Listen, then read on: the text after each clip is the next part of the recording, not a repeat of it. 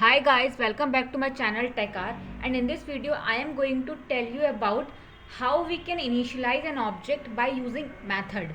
मतलब एक मेथड की हेल्प से हम किस तरीके से अपने ऑब्जेक्ट को इनिशियलाइज कर सकते हैं। ठीक है, लास्ट वीडियो में हमने पढ़ा था कि हम किस तरीके से रेफरेंस वेरिएबल की हेल्प से अपने ऑब्जेक्ट को इनिशियलाइज कर सकते हैं, और इसमें हम प्रैक्टिकल इम्प्लीमेंटेशन देखेंगे इनिशियलाइजेशन थ्रू मेथड। ठीक है, सो उसके लिए मैंने फ़ाइल पहले से बनाई हुई है। ये मेरे फोल्डर्स हो गए एंड या दिस इज़ द फाइल और द प्रोग्राम। ठीक है, इसमें मैंने क्या किया है, ये मेरा पैकेज हो गया ऑब्जेक्ट एंड क्लास, ये मेरा पैकेज का नेम हो गया। उसके अंदर एक क्लास है जिसका नाम है इनिट थ्रू मेथड, मतलब इसकी full form init through method है, मैंने शॉर्ट में लिख दिया है। ठीक है, अब मैंने क्या किया है, इस क्लास के अंदर दो वेरिएबल्स लिए हैं, एक इंटीजर टाइप का और एक स्ट्रिंग टाइप का।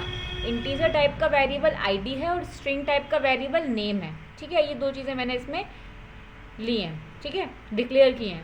उसके बाद मैंने एक मेथड बनाया है सेट डेटा नेम का, जिसमें मैं डेटा को सेट करूँगी by with the help of object. Problem क्या थी पिछले वाले मेथड में कि हम रेफरेंस वेरिएबल की हेल्प से बार बार उसको इनिशियलाइज कर रहे थे। मतलब अगर हमारा S1 वेरिएबल है, S1 रेफरेंस वेरिएबल है या ऑब्जेक्ट है, तो उससे हमें S1.id S1.name, फिर अगर कोई दूसरा ऑब्जेक्ट है S2 तो S2.id S2.name, हमें ये करना पड़ रहा था बार बार। तो वो करने की बजाय हम क्या करेंगे, यहाँ पे अपना एक मेथड बनाएंगे, उसमें मैंने सबको डायरेक्टली ID के अंदर I आ जाए और नेम के अंदर N आ जाए। और ये जो मैं I और N है ना, ये मैं जब अपने वेरिएबल के थ्रू इस मेथड को एक्सेस करूँगी तब मैं इन दोनों को पास कर दूँगी उसके अंदर।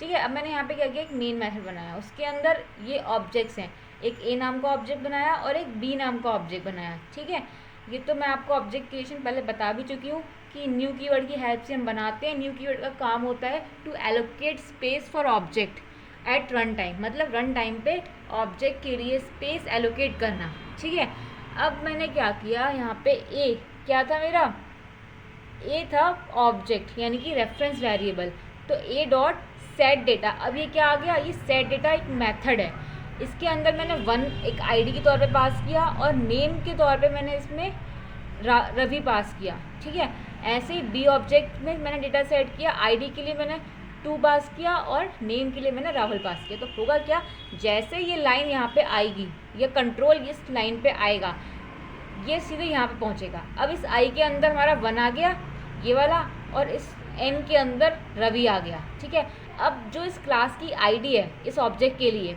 उसमें आईडी के अंदर 1 आ जाएगा और नेम के अंदर रवि आ जाएगा। ठीक है, तो ये हो गया हमारा एक ऑब्जेक्ट तैयार। ठीक है, एक ऑब्जेक्ट बना जिसके अंदर आईडी 1 है और नेम रवि है।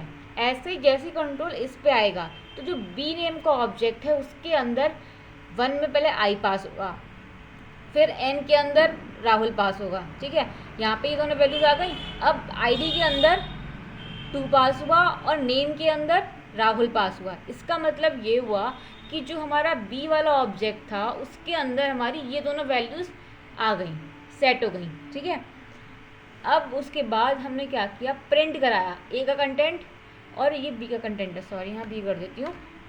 ए का कंटेंट क्या है, ए ऑब्जेक्ट का A.id और A.name। ठीक है, और बी का कंटेंट क्या है, B.id और B.name। अब मैं इसको रन करा के देखती हूँ। ठीक है,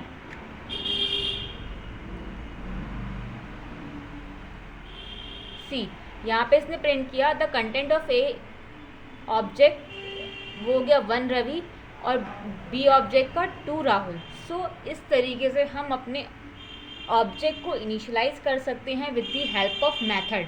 वहाँ पे मैंने क्या किया था, मतलब पिछले वाले वीडियो में मैंने with the help of reference variable ये काम किया था। अब मैं एक बार उसको और दिखा देती हूँ ताकि आपको डिफरेंस पता चल जाए कि इन दोनों में क्या डिफरेंस है। ये देखो, यहाँ पे मैंने क्या किया था, B.id के अंदर डायरेक्टली 1 पास किया और B.n के अंदर रवि पास किया। बट यहाँ पे मैंने क्या किया, ये काम करने की बजाय मैंने केवल एक मेथड बना के रख दिया अलग से, और बस डायरेक्टली उस ए ऑब्जेक्ट के अंदर मैंने इसको पास किया, बी ऑब्जेक्ट के अंदर मैंने ये दो वैल्यूज़ पास करी। तो एक तरीके से हमारा टाइम बच गया। ठीक है, सो That's all about initialization of an object with the help of method. Hope you like my video and don't forget to like, share and subscribe my video. Thank you.